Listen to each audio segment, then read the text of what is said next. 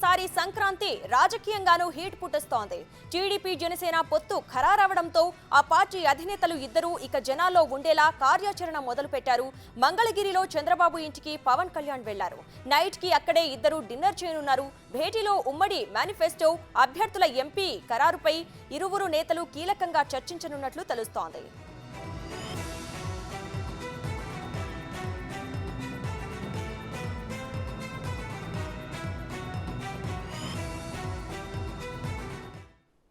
ఇక ఇదే అంశానికి సంబంధించి మరింత సమాచారం మా ప్రతినిధి మల్లికార్జున అందిస్తారు. మల్లికార్జున, చెప్పండి, ఈసారి సంక్రాంతి రాజకీయంగానూ హీట్ పుట్టిస్తోంది.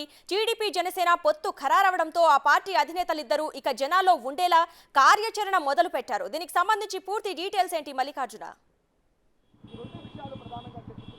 అశ్విని, నిజంగానే సంక్రాంతికి సంబంధించి హీటు పుట్టిస్తుందని కూడా చెప్పుకోవచ్చు. ఎందుకంటే తాజా రాజకీయ పరిస్థితులు, ఒక పక్క వైసీపీ సంబంధించి అభ్యర్థుల జాబితాకి సంబంధించి మార్పులు చేర్పులు చేసుకుంటూ కూడా 3 లిస్టులను విడుదల చేస్తూ కూడా ముందుకు దూసుకుపోతా ఉంది. ఇటే పక్క కూడా ప్రతిపక్ష పార్టీలు ఇప్పటికే పొత్తుల్లో కూడా వెళ్తా ఉన్నాయి.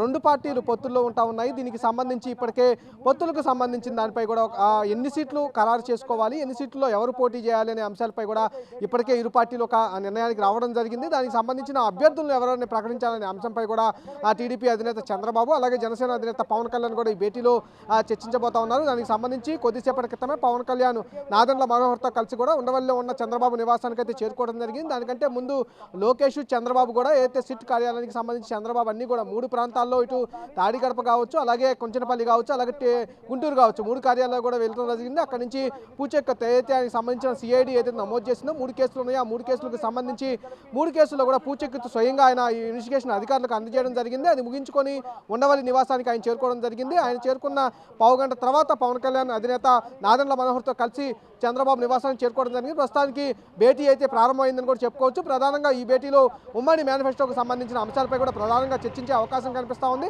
ఇప్పటికే టీడీపీ అయితే మహానాడు సందర్భంగా కూడా మినీ మేనిఫెస్టోని రిలీజ్ చేయడం జరిగింది. 6 అంశాలతో కూడా మినీ మేనిఫెస్టో కూడా రిలీజ్ చేయడం జరిగింది.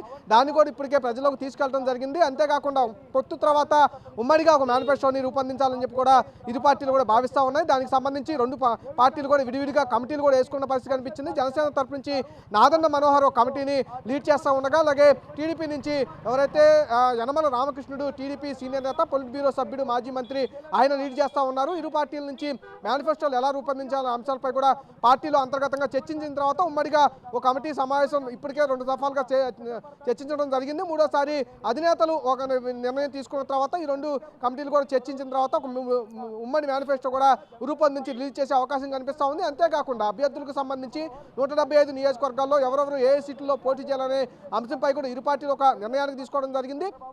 ఎన్ని సీట్లో పోటీ చేయాలనే దానికి సంబంధించి కూడా నిర్ణయం తీసుకోవడం జరిగింది. దానిపై ఈరోజు తీవ్రంగా చర్చించే అవకాశం కనిపిస్తూ ఉంది. అంతేకాకుండా వైసీపీ ఇప్పటికే అభ్యర్థులకు సంబంధించి 59 నియోజకవర్గాలకు సంబంధించి పార్లమెంటు, అలాగే అసెంబ్లీ నియోజకవర్గాలకు సంబంధించి తాజాగా 3 జాబితాలు విడుదల చేయడంతో కూడా ఇప్పుడు ప్రతిపక్షం కూడా ఈ సంక్రాంతి ఇప్పుడు కానీ సంక్రాంతి మధ్యలో కానీ తర్వాత సంక్రాంతి దాటిన తర్వాత కానీ కంపల్సరీగా మొదటి లిస్ట్ అయితే రిలీజ్ చేయాలని కూడా భావిస్తూ ఉంది. దానికి సంబంధించి సుమారు ఆ లిస్టులో కూడా 70 నియోజకవర్గాలకు సంబంధించిన అభ్యర్థుల జాబితా రూపొందించే కసరత్తు అయితే ఇక్కడ ఇప్పుడు ఈ అధినేతలు చేస్తున్న పరిస్థితి కనిపిస్తూ ఉంది. Thank you Mallikarjuna. అశ్విని.